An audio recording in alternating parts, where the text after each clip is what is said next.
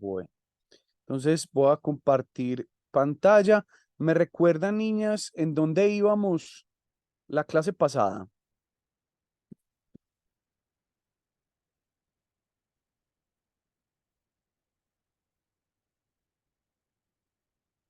¿Hasta qué punto llegamos?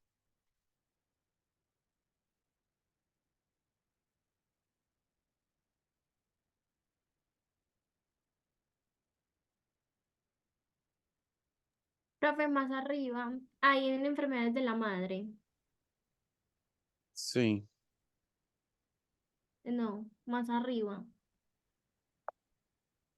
Hablamos, pero hablamos del ácido fólico, creo, la vez pasada, Sí, ¿cierto? Llegamos hasta desnutrición, creo que sí. no, yo creo que íbamos a empezar esa. Vamos a empezar desnutrición. Sí, señor. Bueno, entonces acuérdense que la clase pasada estábamos hablando de esos factores que llamamos como factores teratogénicos, que son factores ambientales, ¿sí? Incluyendo el medio ambiente o el ecosistema en donde crece el embrión, que es el útero. Hay muchos factores particulares que determinan o afectan definitivamente el desarrollo del embrión y del feto, ¿cierto? Y a esos los denominamos factores teratogénicos. Pues el factor nutricional de la madre también es un factor importante, ¿sí? Porque particularmente la desnutrición que pueda tener la madre durante el embarazo será un factor de riesgo. Pero también cuando un bebé nace con desnutrición, y uno de los factores importantes en la evaluación de la desnutrición es el bajo peso, ¿sí? Encontramos normalmente que cuando un bebé nace por debajo de 2.500 gramos, pues estamos hablando de bajo peso al nacer, y ese factor ha mostrado en estudios de cohortes que en donde se evalúa como cuáles son las consecuencias a largo plazo de ciertos factores vividos en cierta etapa del desarrollo, en este caso la desnutrición al nacer, ¿cierto? Se ha mostrado que las personas que tuvieron bajo peso al nacer tienen 10 veces más probabilidades de morir a comienzos de la etapa adulta. Esto se puede deber a muchísimos factores, ¿cierto? Pero sí se ha visto que el nacer con bajo peso ya es un indicador al menos de que hay un riesgo para muchas otras enfermedades y para muchas otras condiciones que pueden obviamente poner en riesgo la vida. Listo. También hemos visto que concentraciones bajas en vitamina D en la madre, sobre todo al final del embarazo, pueden producir niños con poco contenido de minerales óseos alrededor de los 9 años, ¿sí? Y también se incrementa el riesgo de osteoporosis en la adultez. Listo. Que es obviamente una pérdida en la absorción del calcio, entonces los huesos pues pasan a ser más débiles y bueno, eso. Listo. También se ha visto una correlación entre la desnutrición infantil, ¿sí? Es decir, cuando un niño nace con desnutrición o nace con bajo peso, vemos que hay un factor de riesgo alto de este elemento de desnutrición con la esquizofrenia. Les pongo un poco en contexto de qué es la esquizofrenia a nivel psicológico. La esquizofrenia se caracteriza por síntomas psicóticos. ¿Qué son los síntomas psicóticos? Los síntomas psicóticos son alucinaciones, es decir, oír, ver, sentir cosas que en realidad no existen, ¿sí? Y dos, delirios. Los delirios son esas ideas que una persona puede tener que son absolutamente irreales, pero que la persona está inmersa en esas ideas, no hay quien lo saque de ahí. Esas son las características de la esquizofrenia, que se le denominan síntomas psicóticos. La psicosis, la esquizofrenia es un tipo de psicosis, ¿cierto? Hay un elemento adicional y es que la esquizofrenia es una enfermedad crónica que puede tratarse, mas no curarse. Por lo tanto, si incrementamos el riesgo de la esquizofrenia por el factor de desnutrición, pues obviamente pues estamos corriendo el riesgo de que esa persona más adelante en su adultez desarrolle síntomas de esquizofrenia, ¿cierto?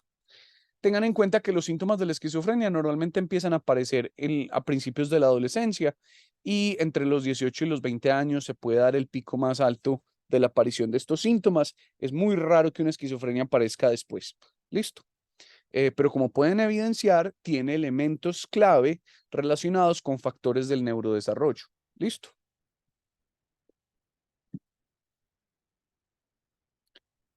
Bueno, con respecto a la actividad física, el trabajo extenuante hacia las mamás, que esto es una recomendación importante, ¿sí?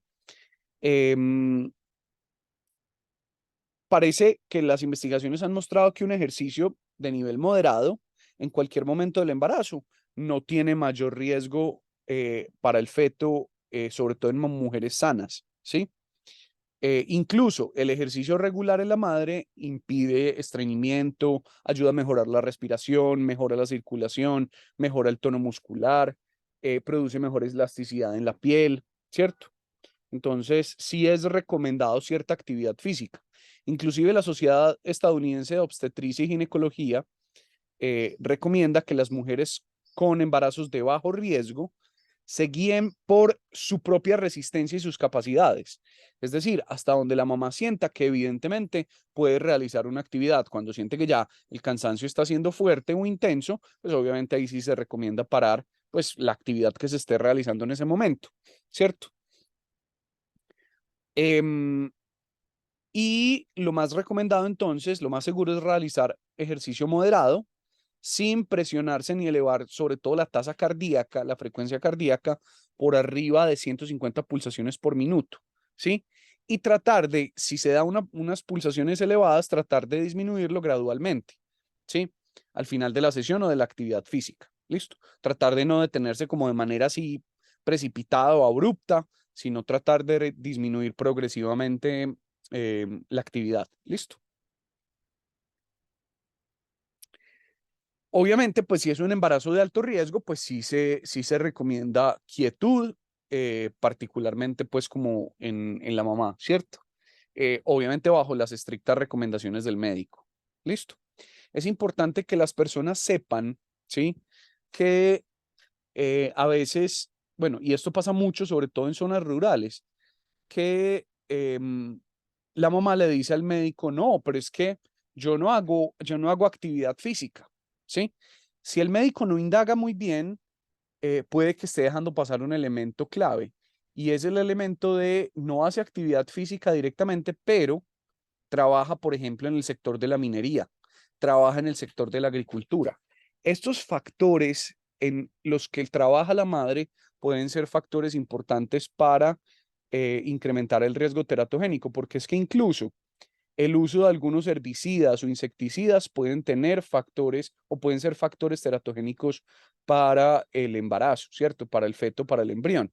Entonces, siempre es importante indagar por las actividades laborales de la madre. ¿Listo? También es supremamente importante indagar por el consumo de sustancias psicoactivas, ¿sí? Porque hay un elemento clave en esto y es que muchas de las sustancias que la madre consume, ¿sí? Van a llegar al útero, ¿sí? Algunas de estas drogas pueden cruzar la placenta y generar afectación directamente en el feto o en el embrión.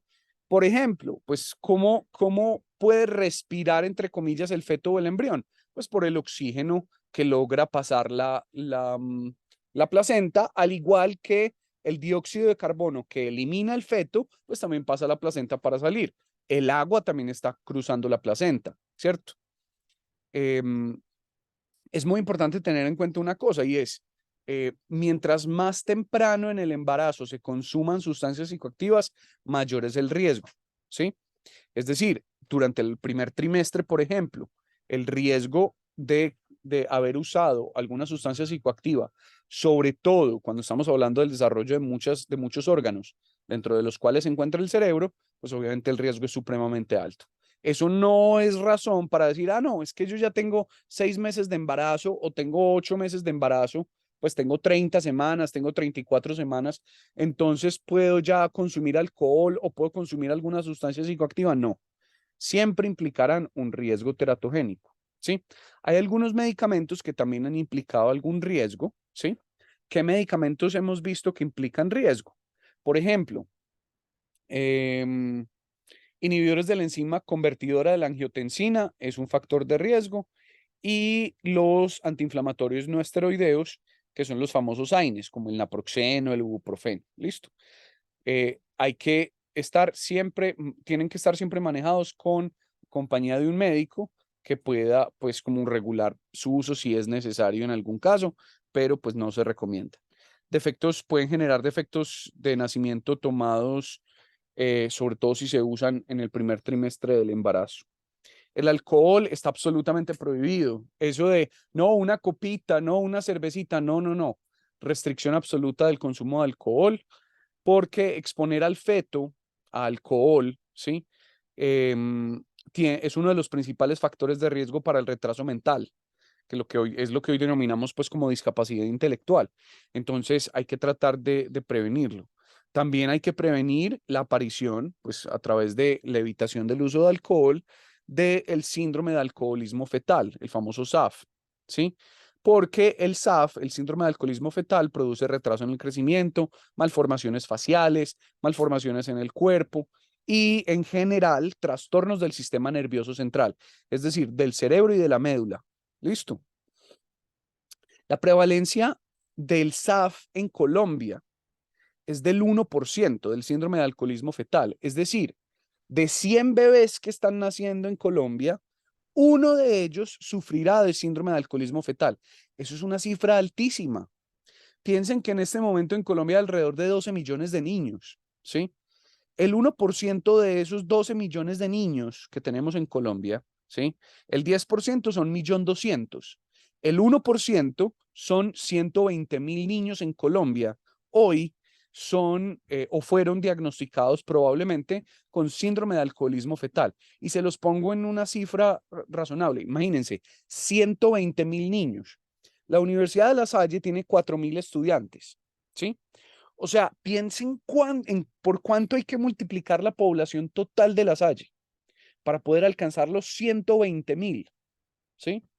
Se los voy a poner de una manera más sencilla, ¿sí? Yo tengo que multiplicar por 30 la cantidad total de La Salle o sea, imagínense 30 veces La Salle. Llenen eso de niños. Y esa es la cantidad de niños en Colombia que han tenido síndrome de alcoholismo fetal probablemente, ¿sí? Eso es una cantidad de niños impresionante, ¿sí?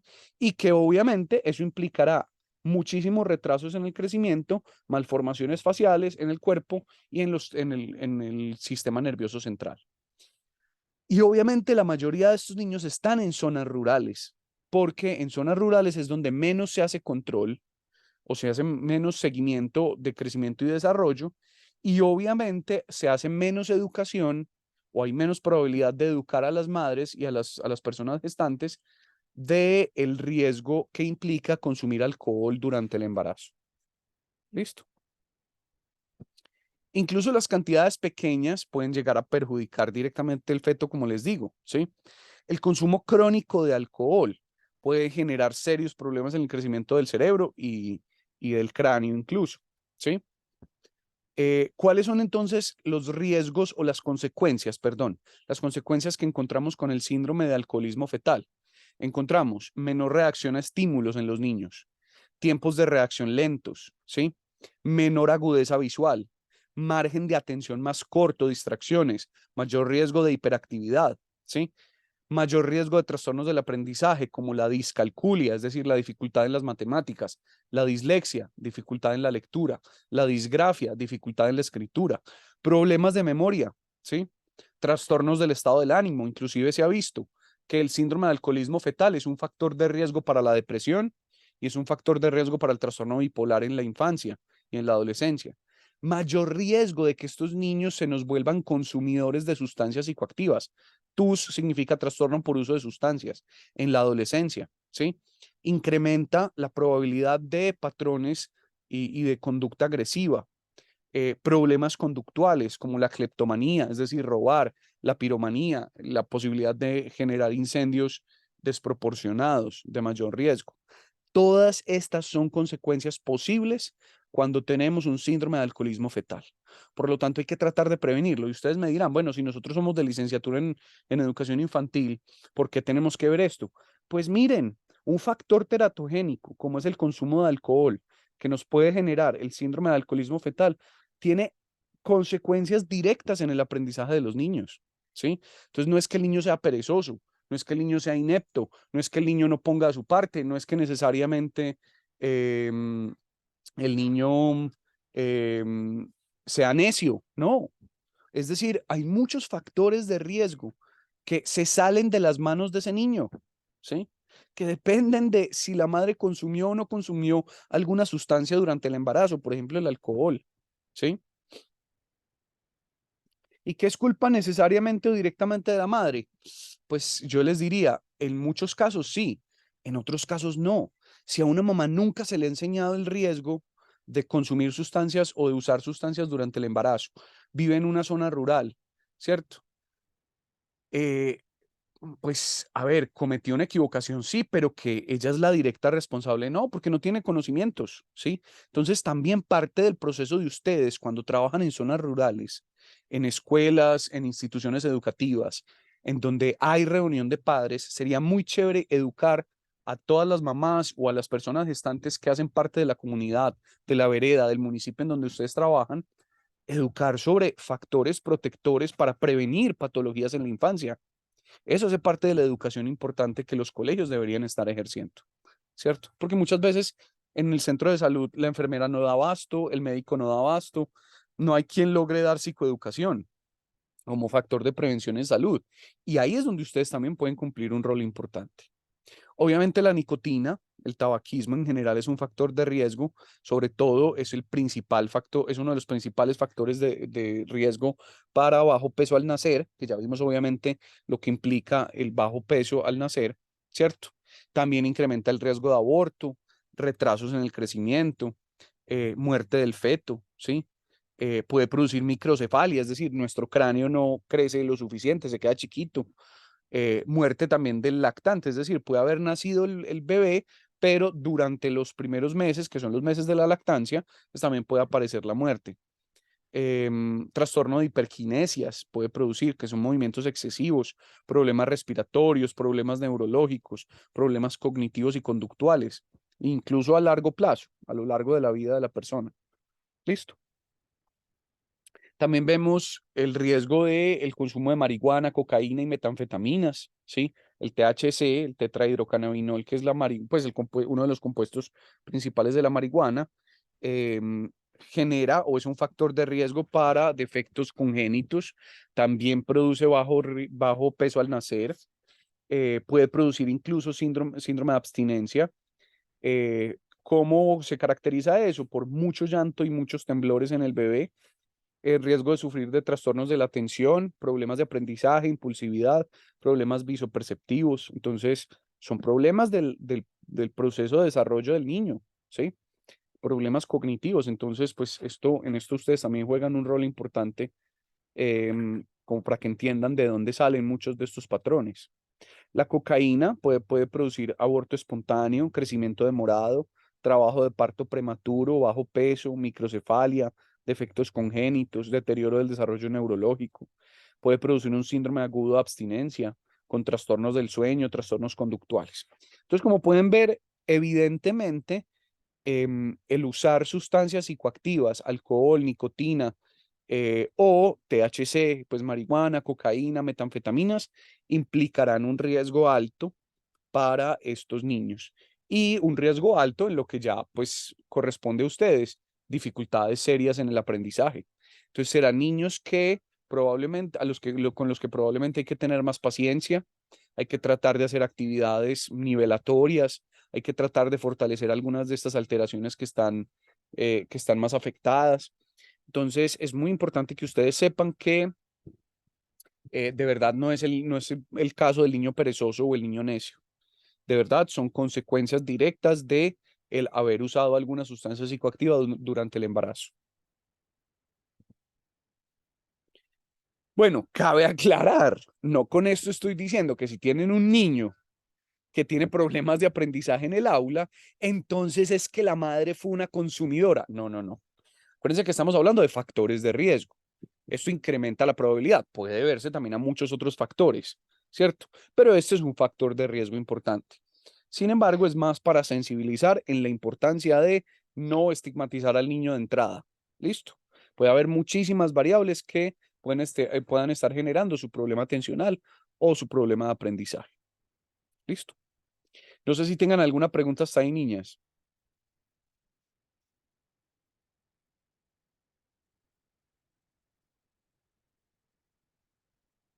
¿Me siguen? Sí, profe. Perfecto. ¿Alguna duda? No. Listo. Bueno, ¿cuánto a metanfetaminas? Yo creo que ustedes saben qué son las metanfetaminas, ¿cierto? Pues las metanfetaminas normalmente incluyen el famoso éxtasis, el MDMA, sí, que son sustancias psicoestimulantes. Se ha visto que también producen riesgo de bajo peso al nacer, también afecta el crecimiento fetal, produce daño en áreas cerebrales del feto implicadas en el aprendizaje, la memoria y el control, ¿sí? Y se ha visto una disminución en la materia blanca. La materia blanca, niñas, es como, ¿se acuerdan los axones que veíamos? Como esos brazos que conectan las neuronas. Eso es la materia o la sustancia blanca del cerebro. Se ha visto que en niños, productos de que la madre utilizó metanfetaminas durante el embarazo, pues nacen con un menor volumen de esa sustancia blanca, de esa cantidad de axones que se reparten por todo el cerebro. Listo.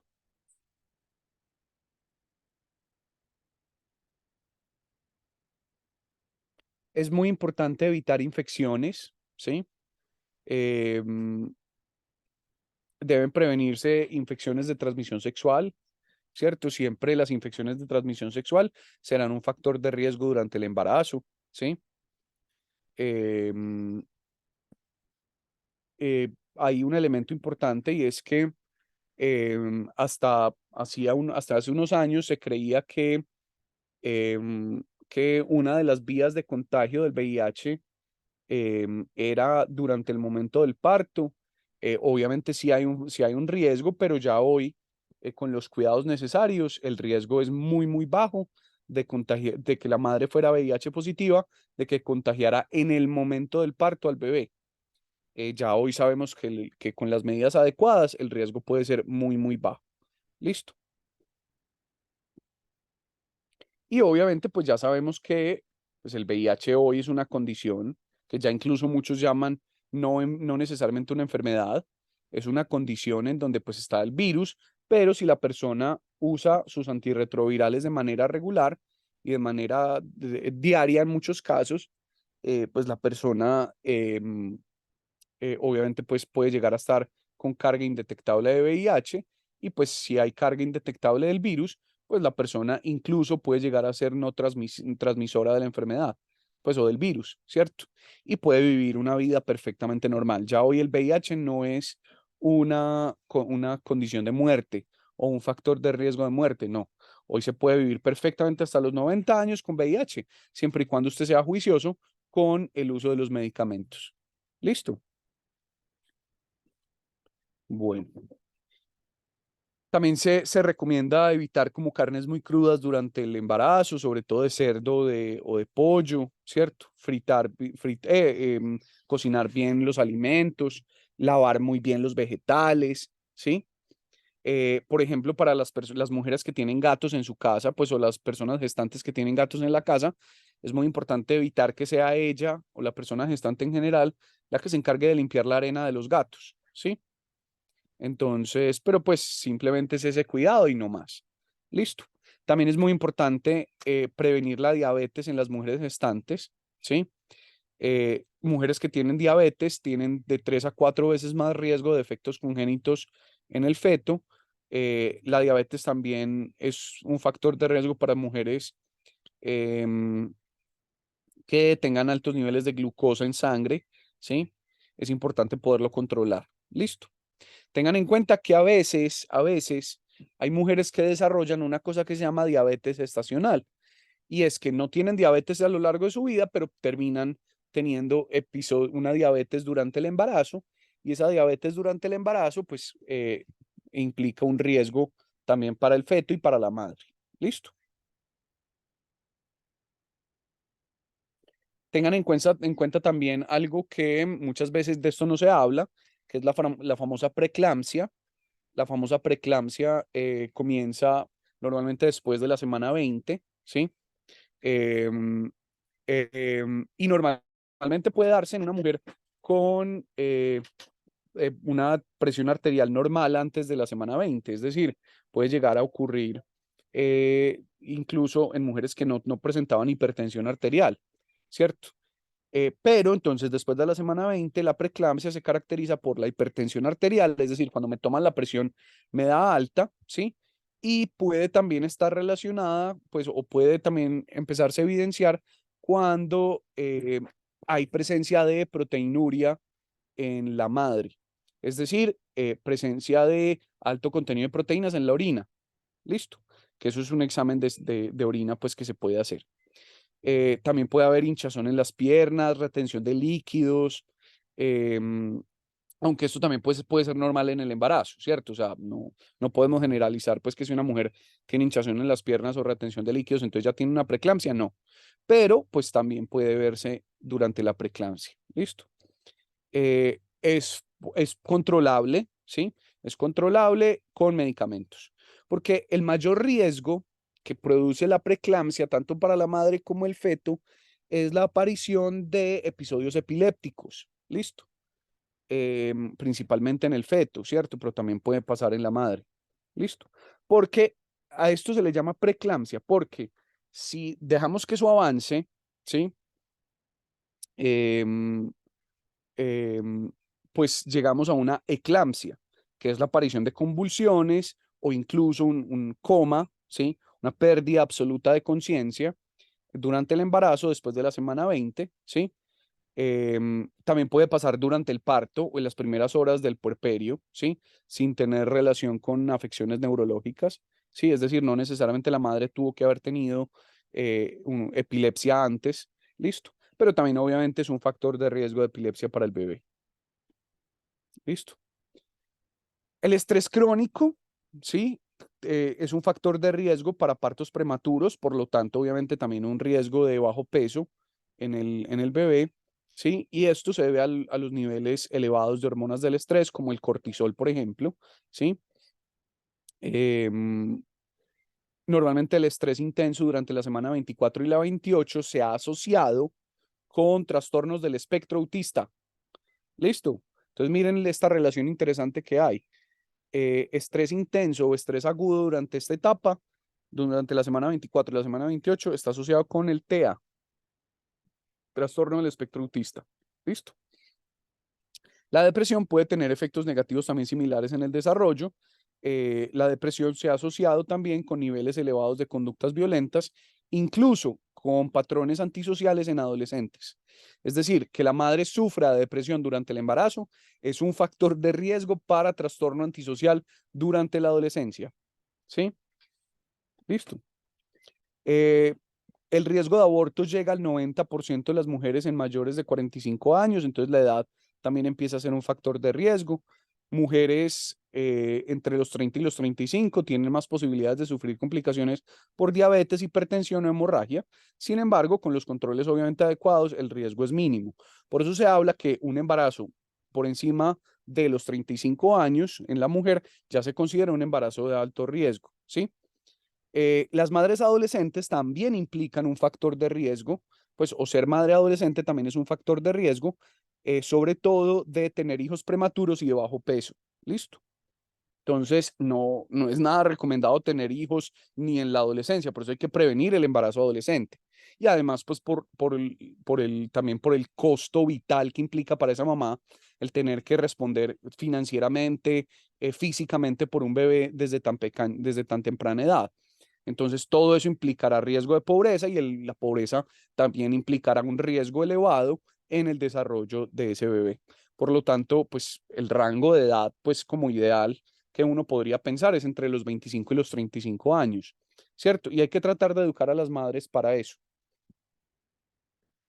Em, lo que les decía ahorita, algunas sustancias en donde las madres pueden trabajar pueden ser un factor de riesgo. Mujeres que trabajan en plantas químicas o en cultivos, la exposición a algunos de estos compuestos químicos pueden ser un factor de riesgo. Es muy importante hablar directamente con el médico, contarle en qué lugar trabajo, cuáles son las sustancias químicas que tengo que manipular, porque cada una de ellas podría implicar un factor de riesgo en el embarazo. ¿Listo? Entonces, trabajar con algunos químicos, con compuestos semiconductores, con insecticidas, ¿sí? Sobre todo en insecticidas encontramos mucho un factor de riesgo con el diacinón y con el con los cloripirifos. ¿Listo? Que ambas sustancias pueden producir riesgo y pueden generar riesgo en el desarrollo y pueden generar atrofias en el desarrollo del sistema nervioso, listo, del cerebro. Exposición fetal a toxinas como el plomo, el mercurio, la dioxina, ¿cierto? Yo no sé si ustedes están familiarizados con el agente naranja. El agente naranja fue un químico que utilizó el ejército de los Estados Unidos en la guerra de Vietnam, que se utilizaba para arrasar bosques, ¿sí? Para que, pues obviamente, los militares del ejército de Vietnam, pues, o en este caso el ejército revolucionario en Vietnam, no se ocultara en los árboles. Entonces, esta dioxina, pues háganse cuenta que es un herbicida muy poderoso, destruye gran cantidad de los bosques, pero también tenía un impacto enorme en los niños que nacían en esa época en Vietnam. Nacían sin brazos, nacían con problemas, con fisuras en la cara. Es decir, es un factor de riesgo enorme. Además que terminaban siendo factores hereditarios. Entonces se podía ver incluso en generaciones posteriores a ellos. Nosotros tenemos un gran riesgo, sobre todo en nuestros ríos en donde se ha hecho minería, ¿sí?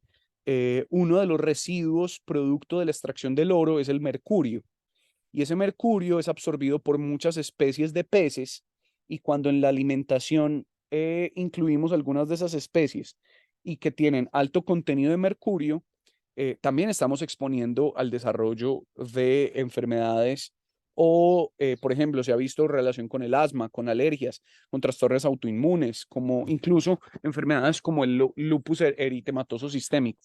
¿Listo? También tenemos otro factor de riesgo que es el plomo.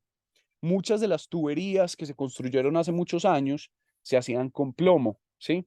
El plomo obviamente también es un factor de riesgo, es tóxico definitivamente, no solamente para la madre, sino también para el feto.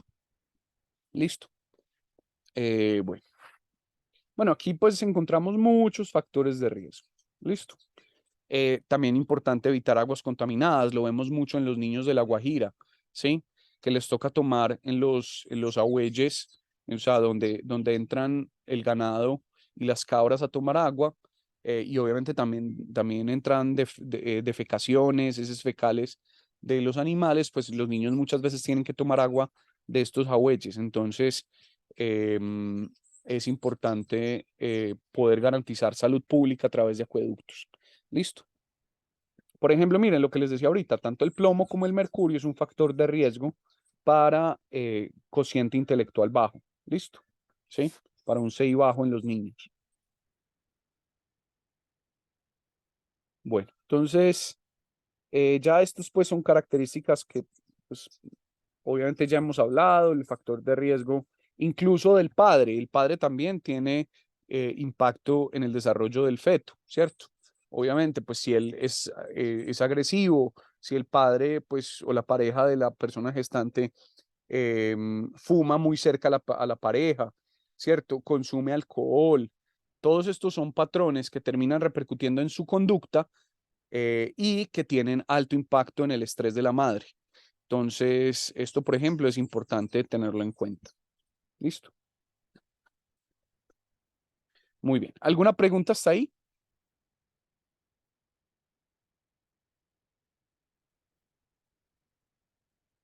Profe, no, ninguno. Muy bien.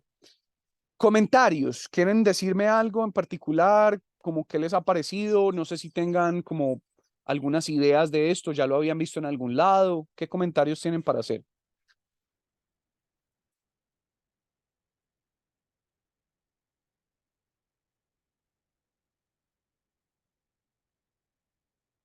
No, profe, porque yo creo que la clase pasada, antes de que nos dijera con todo el tema pues de preeclampsia o de madres que tienen diabetes gestacional, ya de alguna manera lo habíamos visto en la clase anterior. Es como Ujú. que ya nos habías explicado ciertas cositas. Entonces, por eso creo que Perfecto. todo está súper bien. Muy bien. Yo con esto, pues ya, porque con eso terminamos un poco como los factores de riesgo durante la gestación de la madre, pues y lo que las conductas de la madre, qué impacto pueden tener en el desarrollo de un niño o una niña.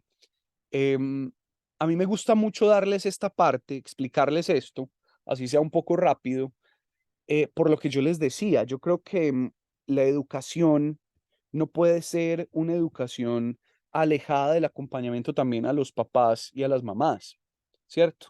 Yo creo que parte de la formación también que ustedes pueden ofrecer en las instituciones educativas, porque el sistema de salud no da abasto para poderlo dar, pero en las instituciones educativas fomentar la salud sexual, la salud sexual y la educación sexual, la salud reproductiva, ¿sí? La salud de la mujer. eh, Esto, incluso en las instituciones educativas, puede ser un tema de trabajo bien interesante con las mamás, ¿cierto? Las mamás de muchos de los niños, que obviamente muchas de ellas pues estarán en gestación, o estarán pensando tener más hijos, ¿sí? O tienen hermanas conocidas. Esto es un proceso de divulgación muy útil que realmente nos prevendría muchísimos casos de enfermedades y de problemas del desarrollo de nuestros niños. Listo, como para que lo tengan en cuenta.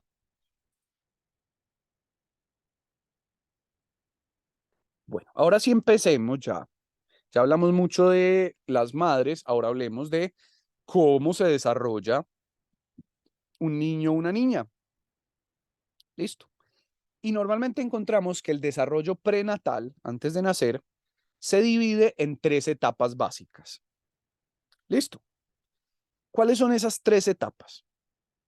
Las tres etapas que encontramos son la etapa germinal, la etapa embrionaria y la etapa fetal. Listo. ¿Sí?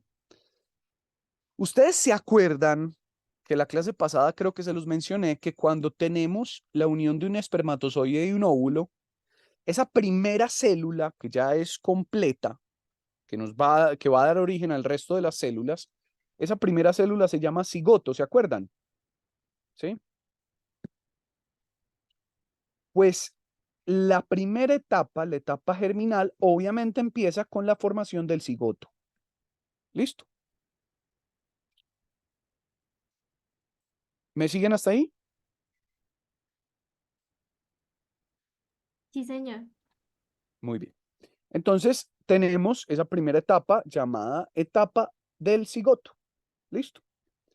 ¿Qué vamos a ver entonces después?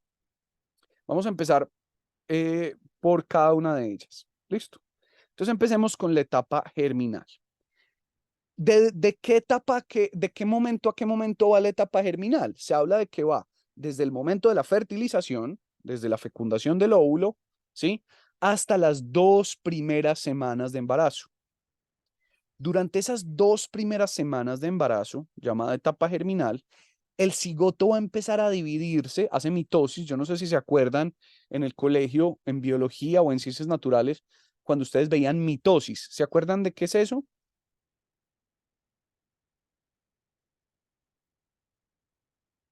Profe, la verdad, yo no me acuerdo. No hay problema, yo les explico. ¿Qué es la mitosis? Tenemos una celulita, acuérdense que las células son microscópicas. ¿Cómo se reproducen normalmente las células? Incluso en nuestro cuerpo se reproducen a través de la mitosis. ¿Qué es la mitosis? Es que duplican su material genético dentro de ellas y llegan y ¡prum! Se dividen en dos celulitas separadas. Y esas dos celulitas, a su vez, duplican su material genético otra vez y ¡prum! Se dividen en otras dos. Ya van cuatro. Y después esas cuatro llegan otra vez y ¡prum! Se dividen, van ocho, ¿sí? Después esas ocho se dividen, ¡prum! Van 16. Y así sucesivamente van produciéndose copias idénticas de la primera célula inicial. Eso es mitosis. Porque también está el concepto de meiosis.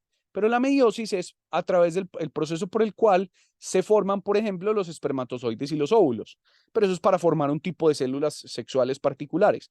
La mitosis es la forma como se forman todas las células, cómo se empiezan a dividir para que haya una gran cantidad de ellas, con el mismo material genético. ¿Listo? Eso es la mitosis. No sé si se acuerdan de eso,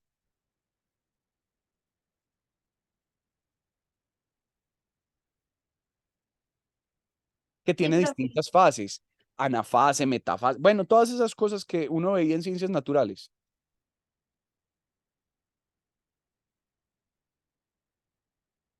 Muy bien, bueno. Entonces el cigoto va a empezar a hacer mitosis, ¿sí? Entonces, al dividirse muchas veces, ¿sí? Pues ya va a haber un grupo grande de células, pues chiquiticas, todavía pues esto es chiquitico, ¿cierto? Pero pues en esas 2 semanas se van a reproducir muchísimas veces y obviamente pues eso va a generar un cúmulo grande de células. Miren que dentro de las primeras 36 horas del embarazo, ¿sí? Se entra en un periodo muy acelerado de división y de duplicación de esa mitosis celular. ¿Listo? Miren que en las 72 horas se ha llegado a dividir en 16 células, el cigoto. Luego de eso se ha llegado a dividir en 36 células, ¿sí? Y un día después de la fertilización, ya podemos llegar a encontrar cúmulos de 64 células, ¿sí? Todo este proceso se va dando mientras se va desplazando alrededor de la o dentro de la trompa de falopio, ¿sí?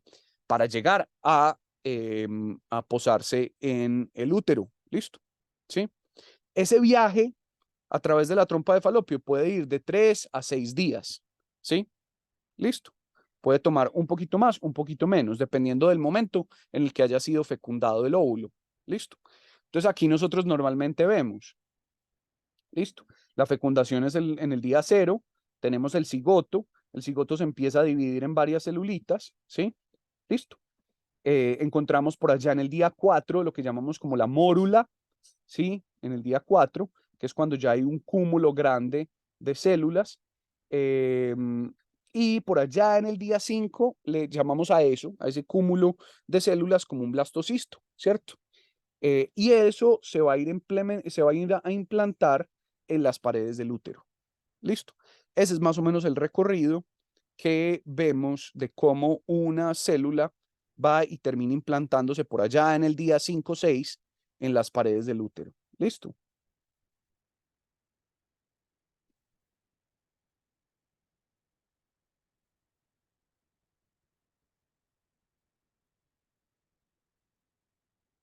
Entonces, lo que les decía, en el día 5 o 6, su forma de mórula ya cambia a lo que llamamos como la fórmula de un blastocisto, ¿sí? Que es una esfera llena de líquido que flota en el útero, ¿sí? Y empieza a implantarse precisamente en esas paredes, en las paredes del útero, ¿sí? Aquí hay un elemento muy importante. Más o menos solo el 20% de los óvulos fertilizados se van a implantar y van a poder continuar su desarrollo. Es decir, la probabilidad de quedar en embarazo no es tan alta, pero eso no quiere decir que sea cero. Dependerá de cada caso. Es mejor siempre utilizar anticonceptivos. Listo, si el deseo no es quedar en embarazo. Listo. Y ya, antes de implantarse en las paredes del útero, ya va a empezar a haber una cosa que se denomina como diferenciación celular. ¿Qué es la diferenciación celular? Es que empieza a haber celulitas con características diferentes. A pesar de que todas tienen el mismo ADN, la misma composición genética, en algunos genes están activos, en otras, otros genes están activos. En otras, unos genes están apagados y esos mismos genes pueden estar prendidos en otras celulitas. Es decir, la secuencia de adenina, citosina, guanina y timina es la misma, ¿sí? En los dos, en todas las células, pero en algunas estarán como apagadas y en otras estarán prendidas. ¿Listo? Esto Profe, hace yo tengo que, una pregunta. claro, por supuesto. Con referente a la parte de la genética, Sí, por ejemplo, supongamos que mi abuela es pelicastaña, supongamos. ok, Entonces yo sí. salí pelinegra, mi hija salió pelinegra y mi nieta va a salir pelicastaña. Eso es porque, Es una buena pregunta. Es porque probablemente tú, bueno, tu mamá primero, tú y tu hija cargaban un gen recesivo del pelo castaño, ¿sí? Que en ustedes no se manifestó porque era recesivo, estaba ahí como apagadito porque había otro gen más dominante, que era el del pelo negro, ¿sí? Entonces estaba apagadito. ¿Qué pasa? Cuando llega tu nieta, por ejemplo, y supongamos que el padre de tu nieta también era pelicastaño, entonces, persona trajo pelo castaño, ustedes traían el gen recesivo, tu nieta nació pelicastaña, incluso puede salir pelirrubia, pelimona, ¿sí? Porque también el pelo, mientras más claro, más recesivo es decir, no se manifiesta tan fácilmente, ¿sí? Entonces, por eso a veces hay características físicas que se pueden saltar varias generaciones. No es que se las salten, es que van pasando de generación en generación, pero están dormiditas o son muy débiles para manifestarse en comparación con otros genes, ¿sí? Y por eso es que termina apareciendo en una generación después. Ok, y eso también pasa con referente a algún tipo de enfermedades, Puede ¿cierto? pasar, correcto, así es, Ok, así es, listo, profe, gracias. con mucho gusto. Muy bien. Bueno, entonces resulta que esa diferenciación celular, niñas, esas diferencias que empieza a haber entre las distintas células en este caso, en esta etapa germinal, ¿cierto? De este cigoto que se empezó a dividir, se formó una mórula primero y que ahora tenemos un blastocisto, ¿sí? Empiezan a haber capas de células diferentes. A esas capas les ponemos nombres. Tenemos tres capas particulares, que son el ectodermo, que es la parte más superficial de ese blastocisto. Tenemos el mesodermo, que es la capa intermedia, y tenemos el endodermo, que es la capa más profunda de ese blastocisto. ¿Listo? Aquí nosotros encontramos una imagen que lo representa. Miren, tenemos una capita externa, que es el ectodermo, que miren, aquí está, es como si fuera una conchita que recubre. ¿Listo? ¿Sí? Y esta diferenciación tan clara, ya la empezamos a reconocer en el embrión. Ojo, ya sobrepasamos las 2 primeras semanas.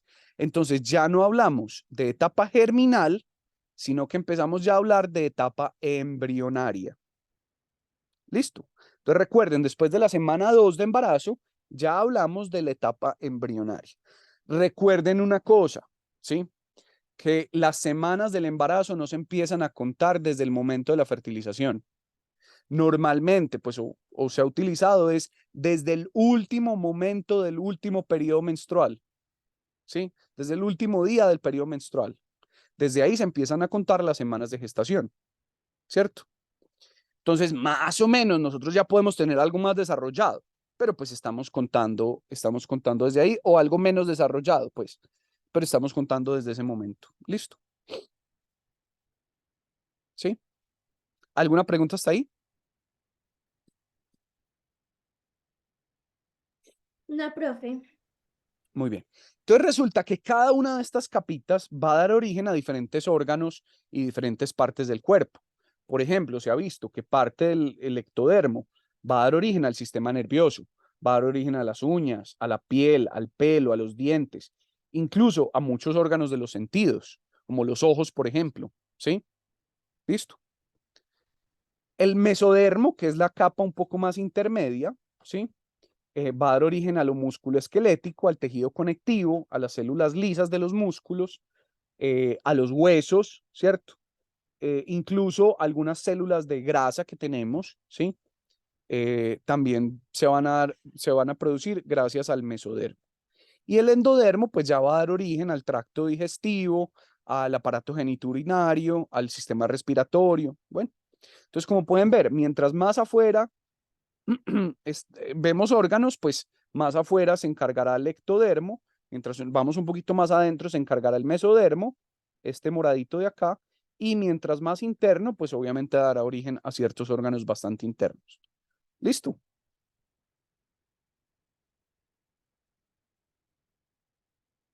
Muy bien.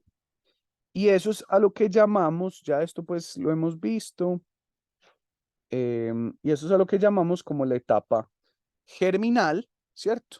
Que empiezan a formarse estas distintas capas y ahí es donde ya empieza entre la semana 2 y la semana 8 la etapa embrionaria.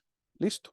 Entonces, ya sabemos, primera etapa, etapa germinal va de los 0 meses, perdón, de las 0 semanas hasta la semana 2 es donde encontramos esa etapa en donde el cigoto se va a dividir muchas veces, va a aparecer la mórula por allá en el día 4 o 5 y a partir del día 5 ya eso va a ser un saco que va a ir después a implantarse que llamamos blastocisto. Y así va a ser hasta la semana 2 de embarazo, donde ya empieza la etapa embrionaria, en donde ya reconocemos las tres principales capas que forman ese embrión, que son el ectodermo, el mesodermo y el endodermo. ¿Listo?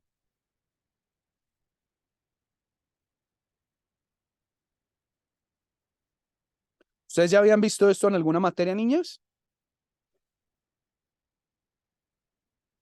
No, profe. Listo. Perfecto. Esto es importante conocerlo y entenderlo, pues porque es que ustedes van a trabajar con niños. Tenemos que saber cómo se forma un niño. ¿Sí? Listo. No sé si tengan preguntas hasta ahí. Yo sé que hemos avanzado bastante hoy, nos ha rendido bastante. ¿Les parece si dejamos hasta ahí y ya continuamos la próxima clase? Y ya continuamos pues profundizando en la etapa embrionaria. Profe, yo considero que sí está bien porque ahorita tenemos clase y yo estoy en Envigado. Listo, no, está perfecto. Está muy bien. Entonces, para que aprovechen y se desplacen y porque sé que también hemos hablado de muchas cosas, para que puedan ir repasando. Niñas, recuerden que la clave de esta materia es volver a leer, volver a repasar. Yo les voy a mandar ya estas diapositivas para que las tengan también y puedan repasar y repasar y repasar, que ahí está la clave para que esto no se nos vaya grabando. ¿Listo? Listo, profe. Listo, Ah, profe, yo claro le iba que a sí. decir que las enviara porque yo me perdí hace rato para copiar No hay problema, no hay problema. Ya mismo se las voy a y se mandar. atrasan. Se las voy a mandar al Vale, grupo. gracias. Claro que sí. Bueno, niñas, nos vemos dentro de 8 días. Listo. Cuídense Listo, mucho. profe, muchas gracias y que se mejore. A ustedes, gracias. Gracias. Chao. Igual, profe.